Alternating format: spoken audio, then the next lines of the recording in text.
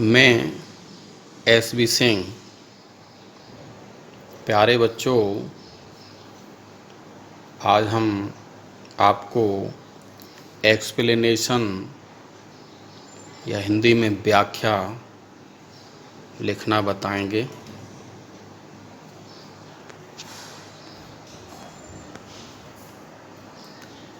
Reference, context अथवा प्रसंग व संदर्भ सहित एक्सप्लेनेशन अर्थात व्याख्या किस प्रकार से लिखी जाती है वो हम आपको समझाएंगे।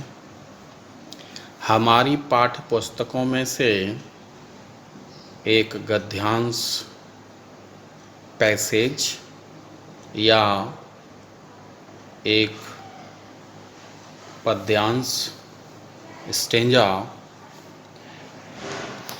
एक्सप्लेनेशन के लिए या व्याख्या के लिए आता है। सबसे पहले हमें गद्यांश, पैसेज या पद्यांश, स्टेंजा का रेफरेंस अर्थात प्रसंग लिखना होता है। प्रसंग में लिखना होता है कि यह गद्यांश, पैसेज या पद्यांश, स्टेंजा किस लेसन या किस पोएम से लिया गया है और इसका राइटर अथवा पोइट कौन है। तो हमें बताना होता है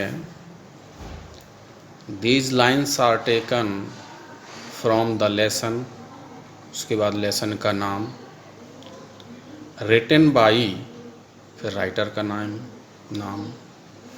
इसी प्रकार यदि वो स्टेंजा है, पद्यांश है, तो लिखेंगे this stanza has been taken या these lines are taken from the poem, फिर पोएम का नाम लिखेंगे और फिर लिखेंगे कंपोज्ड बाई और उसके बाद पोइट का नाम।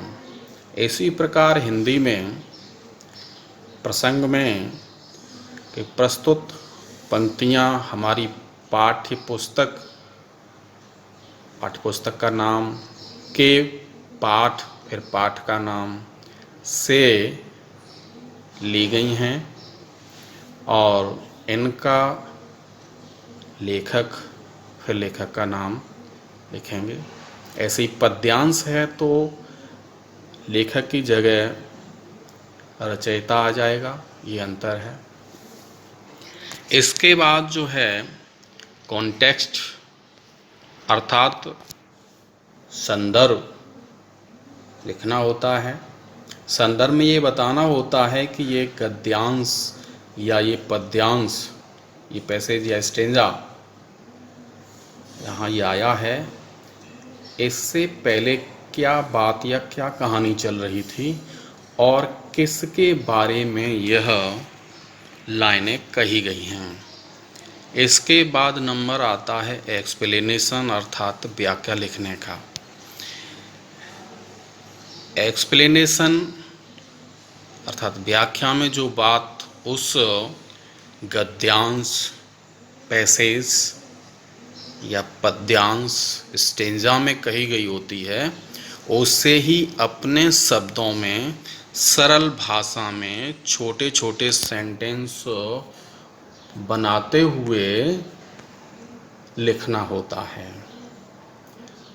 मानकर यह चलें कि आपके सामने एक ऐसा व्यक्ति बैठा है जिसे इन लाइनों के बारे में कुछ भी पता नहीं है और उसे आपको पूरी बात समझानी है। मैं आपको हिंदी के एक उदाहरण से समझाना चाहूँगा। मान लीजिए व्याख्या के लिए एक लाइन दी गई है, वह लाइन है प्रभु इसकी नाभ में अमृत है, इसकी नाभ में तीर मारो।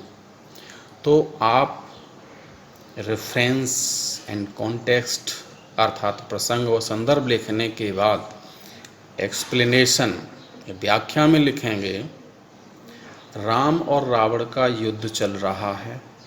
राम बार बार रावण का सिर तीर से काट देते हैं, परंतु शीश पुनः जुड़ जाता है।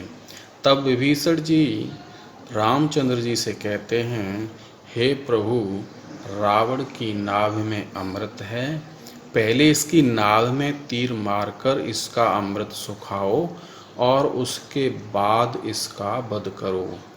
तो ये है व्याख्या, और इसी प्रकार इंग्लिश में एक्सप्लेनेशन लिखना होता है। एक्सप्लेनेशन लिखते समय ज़्यादातर बच्चे ये करते हैं कि वह उस गद्यांश, पैसेज या पद्यांश, स्टेंजा को ज्यों का त्यों उतार देते हैं। उसमें आए हुए शब्द आई अथवा यू को भी यूं ही उतार देते हैं। ये गलत है। ये आई शब्द जो है ये आपके लिए हो जाता है, यू आपकी जो कॉपी चेक करेगा उसके लिए हो जाता है, तो ये गलत हो जाता है। राइटर ने आप अपने लिए आई यूज़ किया था, तो आप उसके लिए द राइटर सेज दैट ये यूज़ करिए। हिंदी है तो लेखक कहता है या कब कहता है, द पोइट सेज दैट, इस प्रकार से लिखिए। आई और यू का प्रयोग नहीं करना है। एक्सप्लेनेशन रटने की चीज़ नहीं होती, यह तो समझने की चीज़ होती है। प्रश्न उत्तरों को आप रट सकते हैं, लेकिन व्याख्या को समझना चाहिए, समझकर लिखना चाहिए। अच्छा लगे तो अपने सहपाठियों को भी बताएं। धन्यवाद।